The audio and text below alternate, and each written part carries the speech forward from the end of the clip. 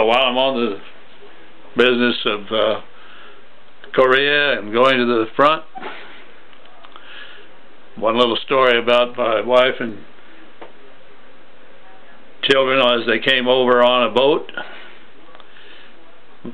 My wife said there was a black lady with her children close to them enough so that the kids got acquainted, and so our Roy went to their cabin to play, and Grandma Williams had fixed up really nice cowboy outfits for both our children.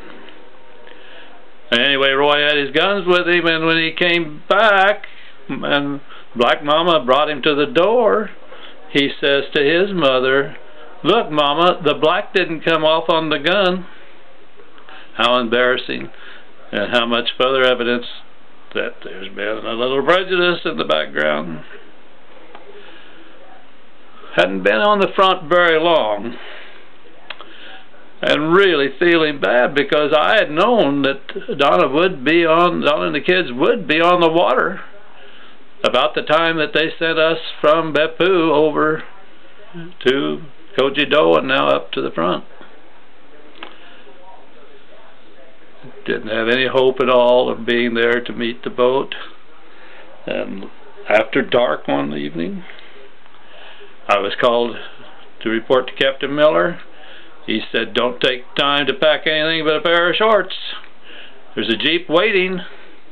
Evidently some kindly officer, having heard of what was going on, said, "Hey, get that boy on in place of me. I'll go tomorrow. Get him there to meet his wife and children." So in the night we flew. The next morning we landed, and there was a jeep waiting with driver, and boy, he hot-footed it over there to the harbor, and there sat the ship. He said, "There's your boat." The gangplank was down. Boy, I didn't do any of that polite stuff of how you're supposed to go on board a ship. I ran up there and they said, "Soldier, what's going on?" I said, "My wife's on this boat." "What's her name?" I told them. They said, "Cabin such and such, level such and such," and I ran down there. And the military hadn't expected I'd be there. They scared Donna half to death. The chaplain, a family, a couple that we met at Phillips University, they're Japanese, and another party. I don't even remember. Man, I'm sorry. I was not a good soldier. I wasn't a good officer. I wasn't a good politician at all. I don't even remember if I thanked all those people. I went straight to hug that lady, and they quietly drifted away. But you can imagine what my wife thought. You get met by the chaplain, that's not good news. So she had just said, "What's going on?" before I ran in. Well, anyway, they drew up orders, sent us up on the side of Mount Fuji to a very nice resort. I can't remember if we were there 2-3 nights, but enough time to have a little honeymoon together. Incidentally, we were looking at a park area, beautiful levels of grass and pools and so on. And there were some swans there, and little Roy, he didn't mind us and stay close, and so we thought, well, we'll teach him, we'll just move on and just kind of keep an eye on him. And we weren't far away, but we were a level up and looked back when he yelled, "Mama!" The geese were following him. I don't know if they would have harmed him or not, but they were threatening him enough that he knew that Mama was in order. Well, after that nice stay, and incidentally we had that experience of the fine pool you go into naked, and a Japanese couple came in too, and well, what the heck, it was kind of interesting. They put us on a bullet train. Booths were pretty small. We're both short, but we're both pretty long for those booths. But man, we had first class accommodations and took us down to Beppu and to the base. And then I was allowed, I don't know, another day or two, and then back over to the front line. I think I got back one other time, maybe twice, for a few days. one of the maids that had been at our barracks before we were sent back into Korea had always said that if your wife comes over, I want to be your maid, your wife's maid. Okay. Well, after we got back down there and before I knew what was proper, I guess, I asked her out, well, where is Sophie? And they said, well, she's working for so-and-so. Turns out she was working for a major who was also the heavyweight boxing champion of our area.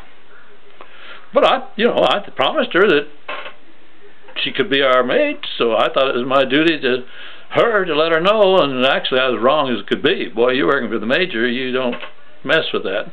But I went to the major's house and asked, and she said, well, yes, she really would like to, and it caused a little problem. I got called in by the adjutant and got my butt chewed. Well, wasn't the first time the adjutant was not happy with me. The other time was when a sergeant that was in our hospital at Beppu, the hospital where I was the admissions and disposition officer, we dined in a glassed-in area, and the enlisted men were then out in the larger area.